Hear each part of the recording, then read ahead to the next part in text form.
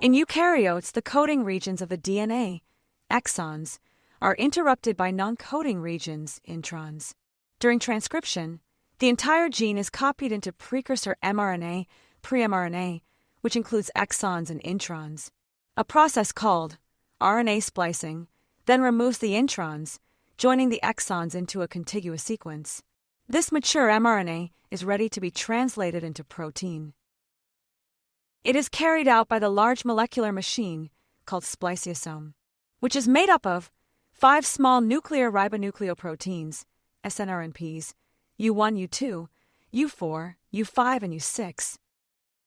The recognition of intron boundaries at 3' splice site is heavily dependent on the non-snRNP proteins, called branch point binding protein, BBP, and U2 auxiliary factor, U2AF. RNA splicing begins with assembly of helper proteins at the intron, exon borders, defining the section of DNA to be cut out. Once the spliceosomes are assembled, it brings the exons on either side of the intron very close together, ready to be cut. The spliceosome first cuts the 5' end of the intron and loops it back on itself to join at a sequence of mRNA called the branch site. This forms the Lariat Loop.